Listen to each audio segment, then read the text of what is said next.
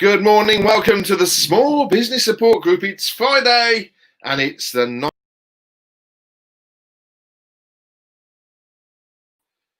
I just removed myself from the stream then. That was a stupid thing to do. Good morning and welcome. It's Friday and we've got a packed show today, as they say. Obviously, we've got Maz in. There she is, all with correct microphone and don't mess with it when you... Oh, sorry. Messing with your microphone. Sorry. We've got Jay in because he had nothing else to do. And he literally, I don't think he has. And we've got Darren, who also is free for half an hour, which is lovely. Grant is on his way in. Mark may be joining us later.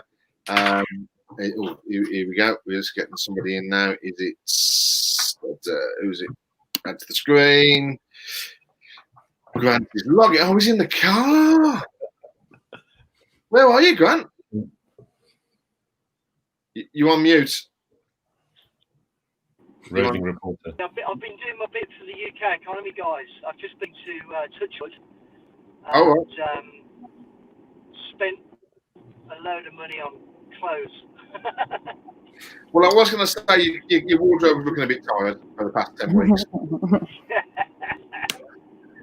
So, Grant, we've got Darren and we've got Jane as well, and Maz.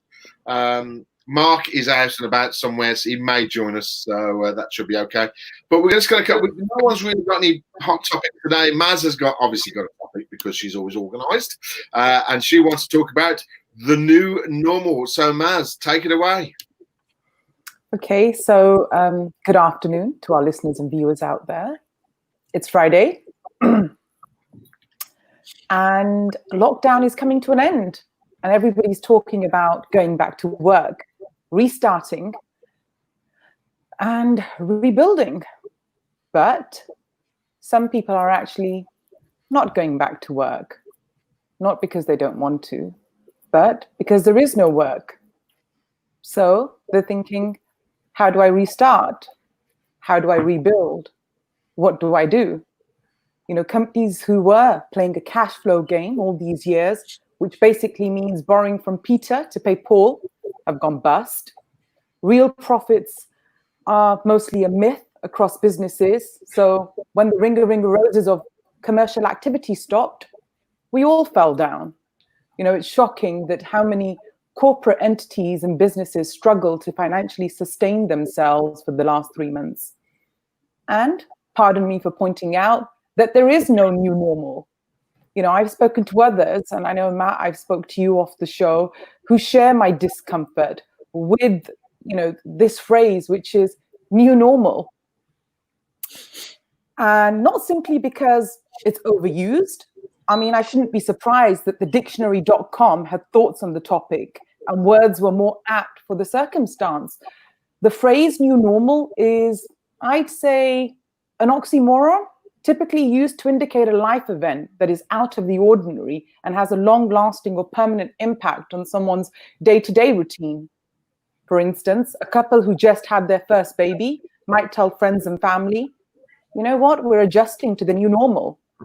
But using the phrase to describe efforts to fight a global pandemic implies a sense of permanence that makes a lot of people uncomfortable. And this may be one time when it's better to challenge ourselves, to find a new phrase rather than relying on one we already know. I mean, the synonym for new and normal that can be used instead, I don't know, strange routine, unusual standard, and unfamiliar order. You know, just because you clean your hands and cover your face more than you once did, or do some video calls with a bookshelf background behind you, does not make this the equivalent of the dawning of a new era. I mean, seriously, I think there's too much hype and a lot of escapism is going on here. The only thing new about the normal is actually the awareness we all now have of how fragile most companies, business models, and even personal relationships were. A lot of them failed the stress test. And we will only move to anything new once we are done with and have mastered the old. And we are all yet collectively, and this is just my own personal opinion, I think a long, long way away from that. By not changing our methods and perspective and expecting different results, who are we fooling? Is it ourselves?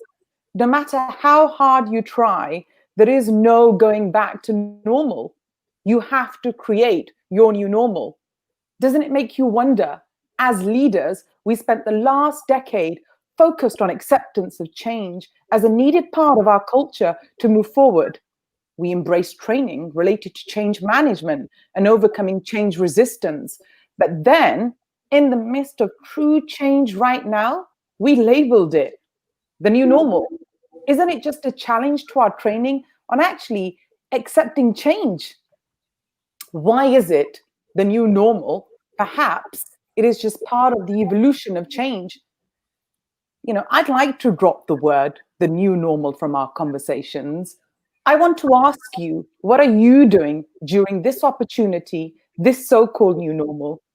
I mean, we can look at 2020 as a complete catastrophe, or we can look at it as an incredible time to actually thrive. Let's focus on growing what others can't take away from you. And actually, one may ask as they listen, well, what is it that you cannot take away from us? A few things that come to my mind as to what not can be taken away is your ambition, your knowledge, your confidence, your self-awareness, your creativity, your mindset, your self-worth, your resilience, your curiosity. Yes, this new normal is different, and we are grieving different things right now. But you know what? We have a choice. This pandemic has allowed the world to slow down and pause, and people to become aware of where their priorities lie. I believe it's been an awakening for many people, like where they are and what can be achieved.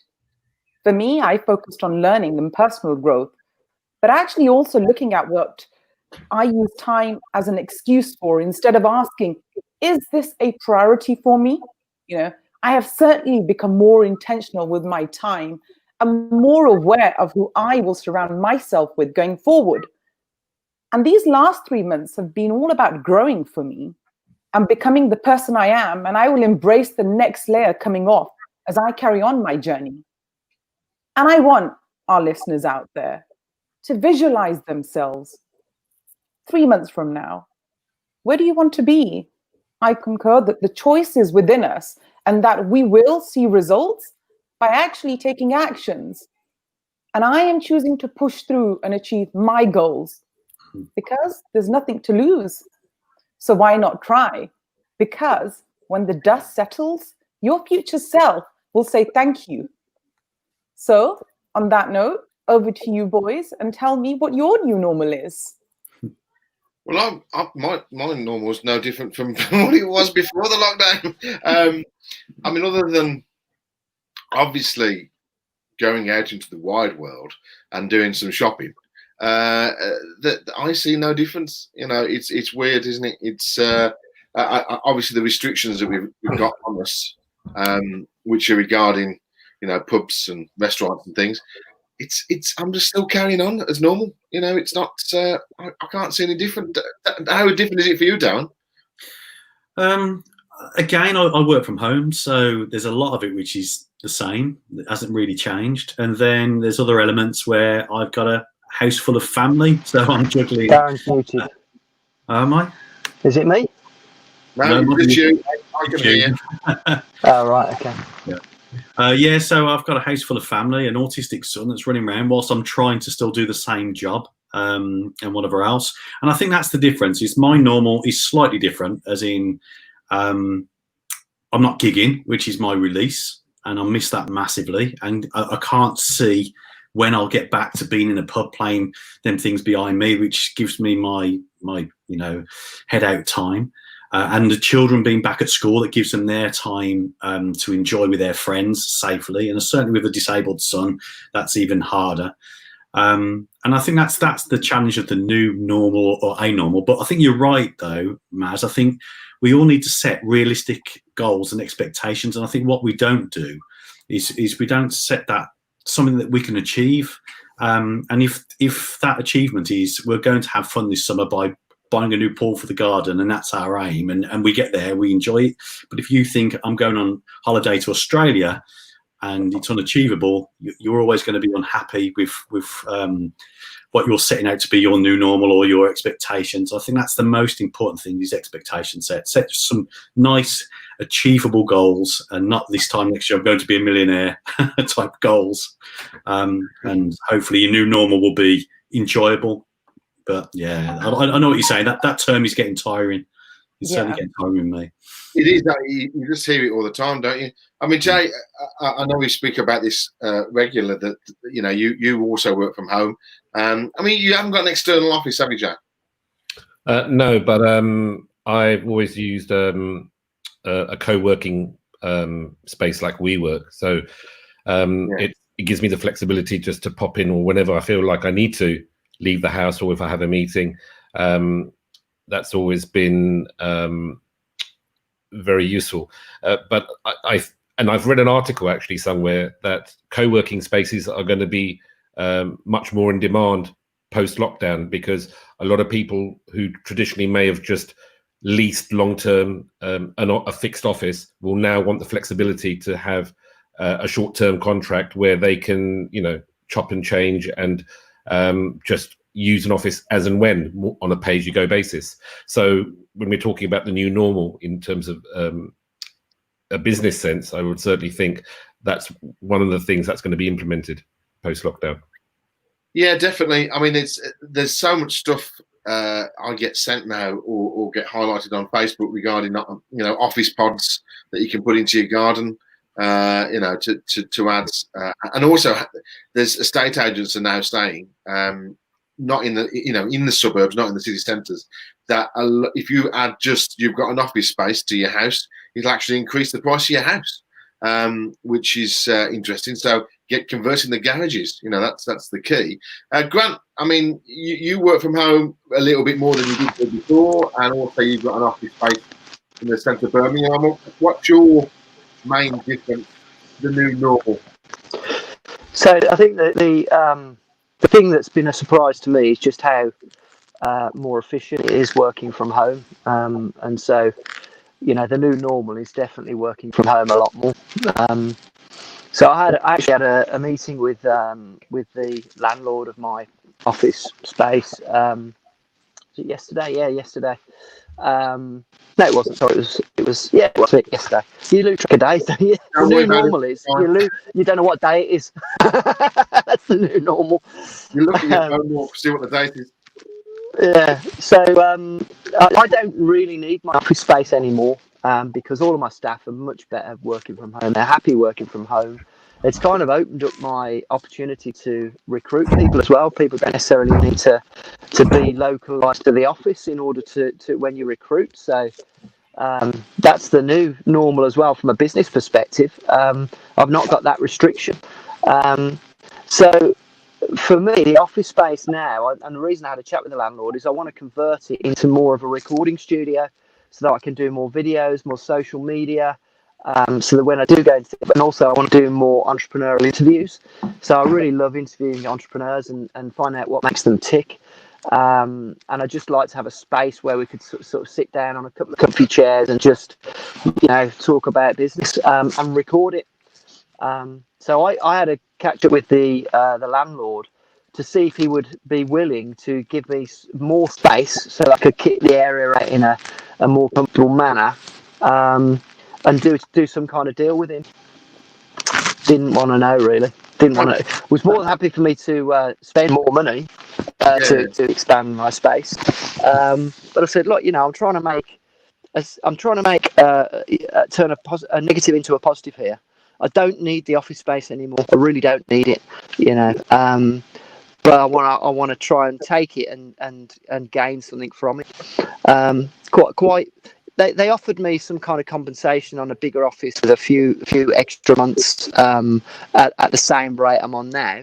but then I'd have to extend my contract, and I'd end up paying a lot more in the end for an office that I don't need. So a bit disappointed, if I'm honest. A bit disappointed. So, Grant, are you staying there then? Well, I'm in contract, so I've got no choice, you know. But the truth is, you know, that we've got for a business that I used to be involved in, we've got office space down in Cardiff, and they've done a mega deal on upgrading the office, and because they've had a mass exodus like everybody else, so to gain the loyalty of their tenants, they've done them a really good deal on upgrading the office space, which is appropriate. It's what you do. You know, I've got tenants and I've given them 2 months rent free. I've spoken to loads of people that are having to do deals because of what's going on in order to gain the loyalty of their tenants and, you know, to actually to progress. And what Jay was saying, was it Jay that just said about, you know, that you read an article saying that co-working space is likely to be in demand. I don't doubt that. I don't doubt that. But also, there's going to be loads of office space that used to be housing large corporations that will be converted into co-working space. So the competition is going to be a lot higher. Either way that you look at it, there's going to be less office space needed overall, and therefore it's going to become more competitive. And therefore, I can't understand why people aren't willing to do deals right now. Because, you know, I've got no allegiance to my office space now because of the way that I feel I've been treated. And I know that so many other people are stepping up to help small businesses work in the new normal, you know. No, that's right. It's I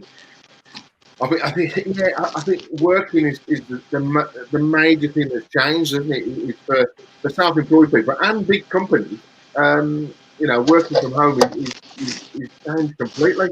I mean, Darren, obviously you work for, you know, I know you're self-employed, but you also work for BT as well. It's, I mean, you've always been remotely then. Yeah, since 2000. I've been a home worker since 2000. We had 12,500 home workers at BT. They're right at the forefront of it. So the desk is BT's, this chair is BT's.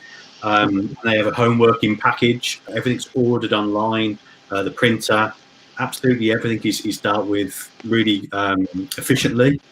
They went through a phase where they sort of felt they were getting not being able to see what their employees were doing. So I think, for instance, I would always get, "Oh, you're down the beach surfing" type of comments. And they went through a phase where they started to bring in some of their home workers to call them agile workers. So they'd spend 3 days in the office, 2 days at a BT site. But then they also went through another stage where they sold off all of their property and started to rent it back. So that space in offices become very, very valuable and very expensive. And I think what's happened again here is everybody's readjusted again and suddenly realised exactly what Grant said, is actually at home, people are more efficient. If I used to work at Interserve 1 day a week. They're one of my customers in Birmingham by the NEC. Fantastic big office, 1,500 people, state-of-the-art office. They've realised actually since this pandemic that the people that started leaving to work from home because of the pandemic, they're going to leave a big percentage at home.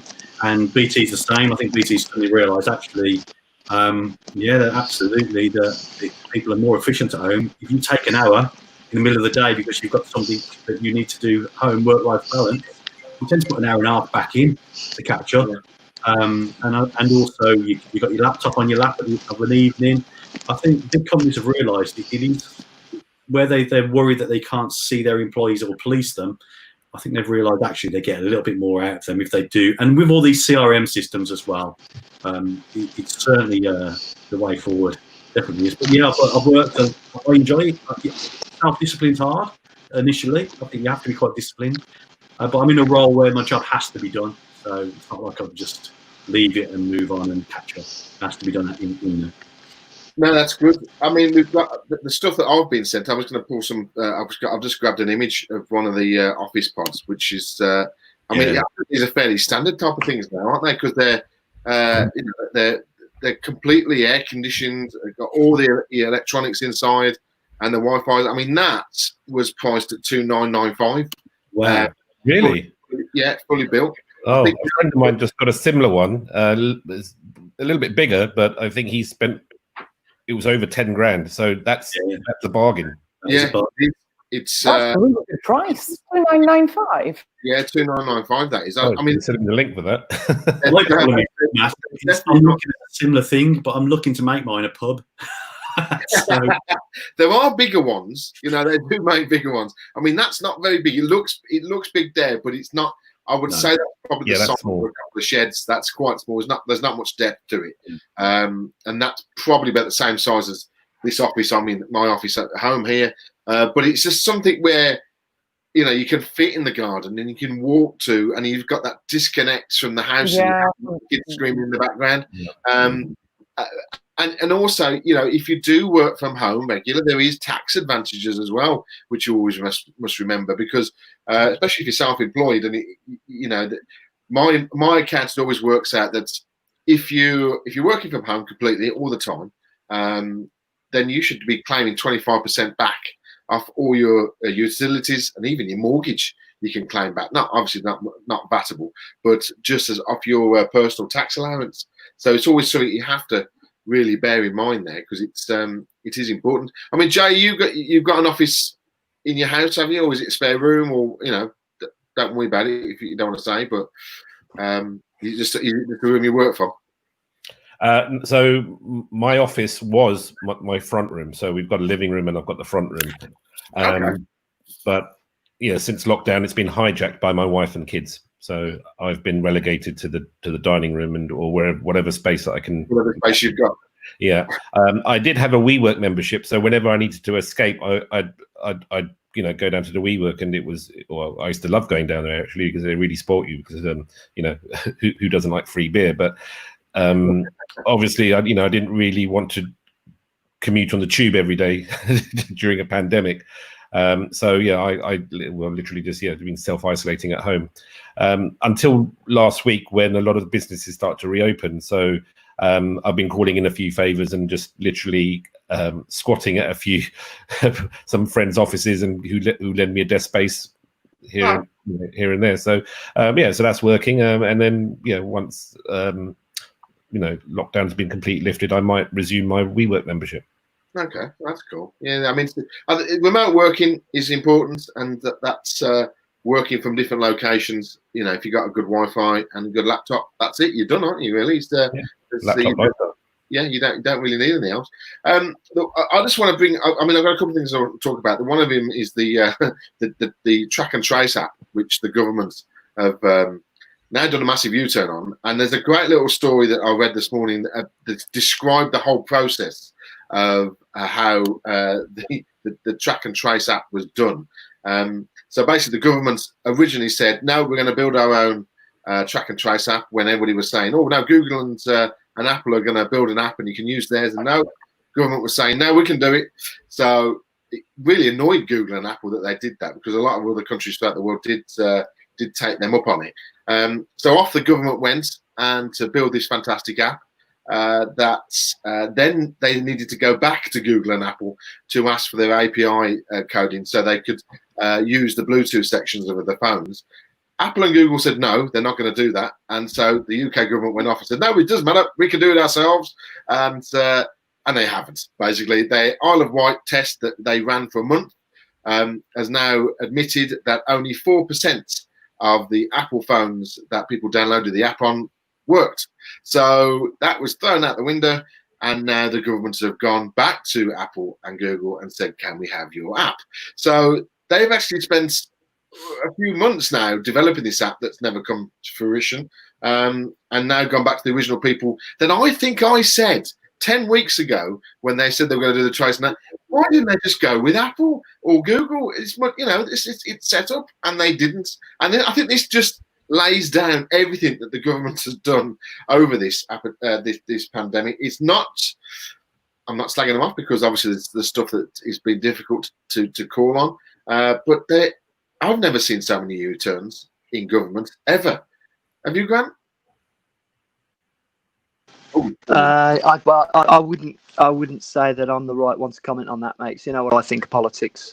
Well, that's what I came to. It seems to me, just from what I can see, mate, it's part of the course. You know, why wouldn't they screw it up? They screw everything else up, don't they? I mean, but you know, on the other hand, it's been extraordinary, hasn't it? Circumstance, and I'm sure they're doing their best. It's just the best doesn't seem to be very good, does it?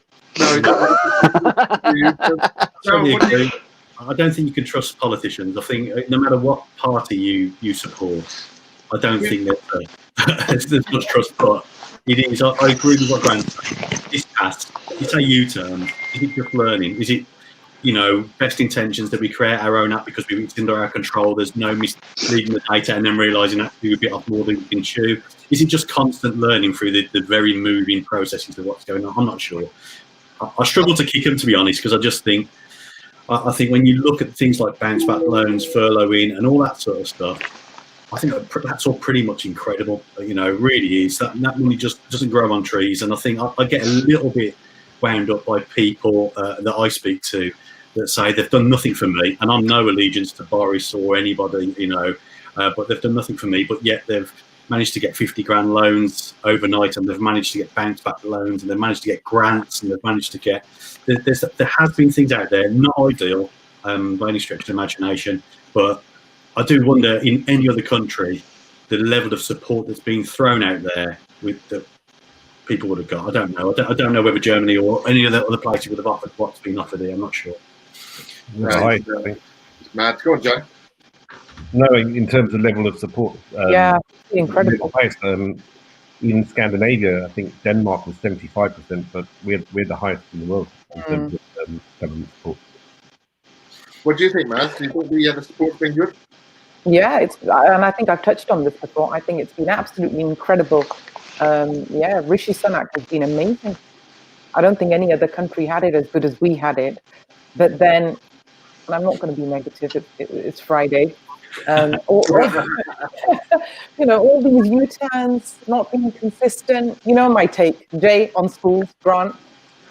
And now with the app, I mean, we did say that, and I remember Grant saying that about why wasn't it on Apple and why was it that they had this separate app and now look, they've done a U-turn again, and you just think, what? But hey, it is what it is. The joke going around is that Dominic Cummings had a mate who could build apps, and so they did that, and that's what it is. So what we were talking about support, obviously everybody's getting their bounce back loans, except for me, obviously, because my bank's an idiot. My bank's ran out of money, so they won't supply it. But I thought, what could you spend your money on? You've gone and said that you earn £200,000 a year, and they give you £50,000.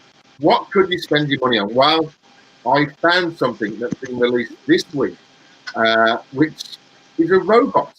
And if you've heard of Boston Dynamics, which I've been following for years, they've now released their first purchasable robot.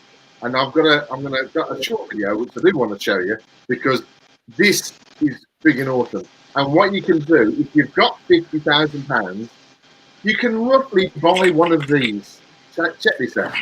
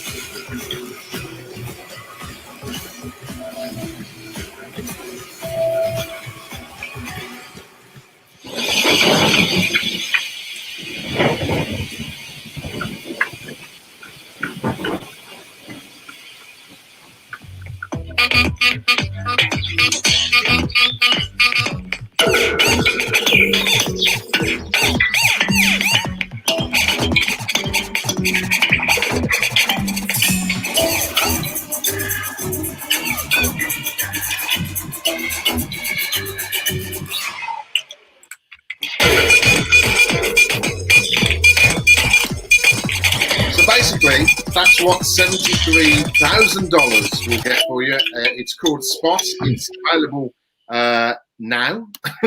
You can actually go online to Boston Dynamics and actually buy that with loads of add-ons and infrareds and carrying units and everything. And I think that's a good purchase. If you've got a bounce back loan, go out and buy one. I know Darren, he's probably thinking, Jesus, I want one of those. Oh, absolutely. I must admit, I looked at some of the robots when I was a school governor, and some of the ones you can get that they remember the kids' names and facial recognition. I'd absolutely love one. But weirdly, yesterday I was talking to a colleague about another part of BT, and I think robotics is massive. BT, people don't realise what some of the things that BT have done in the past, like the iPhone screen is BT's. We sold it to Apple. So the swipe touchscreen, BT developed. And when Apple approached us and said, want to buy it, no, you can't afford that. And they bought it, and lo and behold, the swipeable phone touchscreen came around. But BT yesterday, I was chatting to them about drones, and BT has a drones department, and I was chatting to the guy that deals with that. And we have security drones which go up and take down dodgy drones, whatever the word is. So they go up and they do it via frequencies, and they take down, they surround them. So this drone can only then work within a certain area, so they can take it down in a controlled manner and then drown its frequency so it falls out the sky. And security drones, and just so bizarre that the world of robotics is spreading across every environment, isn't it? But yeah, BT are into drones. So bizarre. That's insane. I mean, Boston Dynamics have been building these robots for years, and I've been following them on YouTube. And if you want just to spend half an hour just looking at some really weird stuff, they've got full-blown humanoid robots that they've been testing for years, where they walk and then they push them over and then they stand back up again and they auto balance. I mean, it's just amazing. And I just... Have you seen the spoof ones of those, Matt? Yes, I have, where they're shooting them. The spoof ones are hilarious. There's some guys that have done some spoofs of Boston Dynamics where the robot actually fights back after they push them over, and it's done seamlessly. It's all done in CGI, but it looks real. It's hilarious. Robot bullying. Yeah, that's it. Yeah. Basically, that's what it is. Yeah. So I won't last talking much more about it, because I know Maz gets fed up when we start getting a bit techie. So you won't. I need to spend 75 grand. You can buy a big track. Oh yeah. Who had a big track? I had a big track. I always wanted one, never got it. Didn't you? Oh yeah, I had one. They were just awesome. Grant, did you have one? Yeah. Yeah, big tracks. Oh my god, you made me feel bad now. Yeah, I don't think Maz had one, but definitely we all did. They were just awesome. But there we go. That's something to spend your bounce back loan on. So, what are we doing at the weekend then, Maz? What are you up to? Nothing this weekend, actually. I know. I'm not doing anything. Just at home. Just at home, just kicking back and watching the football. Yeah. No. Yeah, I'm not doing anything this weekend, actually. Jay, what are you up to? Anything interesting? Well, hopefully a beer in the garden if the rain, Well, it is Father's Day on Sunday. I was going to bring that up then. It is Father's Day. Yes, we've all forgotten, haven't we, sort of thing. But it's barbecue on Sunday. Hopefully, that's the thing. Grant, you up to anything this weekend? Do you know what? I've got to hit the gym. Because I fell off my bike. I'm a bit battered and bruised. Oh, that's right. I just feel like I feel pent up at the moment. So I'm just gonna do loads of exercise this weekend. Okay, fair enough. Darren, anything interesting at all other than your segues? I'm filling up a very large pool. You know when you make a purchase online, it all came. So we ended up buying 3 because they're selling like hotcakes and made a fortune on the other 2. And we kept the biggest one. And when you buy something and you think it's a good idea, and then I've put the ladder up in the living room and it's almost touching the ceiling, and this is the ladder to get into it. So I'm thinking, this may take a while to put together. So yeah, that's what I'll be doing, filling a very, very large swimming pool. Well, I haven't got a water meter. I have, yeah. It's going to cost about 100 quid to film. I know. Oh no! Well, I'm building. I'm obviously Father's Day Sunday, but I'm building a bar because the trendy thing is now to build a bar out of pallets. Pallets, yeah. So our neighbours have had a lot of tonnage of soil with 6 pallets, and I think with the diagram you get to build it, I think you only need 3 pallets and then the top. So I'm actually building an outside bar. What for? I do not know, other than to stand behind for a few minutes and just do a pina colada. I don't know. Make sure you send us a picture on the weekend then. I will do. Yes, once it's built, I will do that. Right, so that is about it, everybody. At the end of another week, we will be back on Monday at 12 o'clock. Thank you very much, Darren. Thanks, Grant. Thanks, Jay. Thanks, Maz. And we'll be back, as I say, on Monday at 12 midday. We'll see you soon. Bye-bye. Good weekend. Ciao, guys. Bye.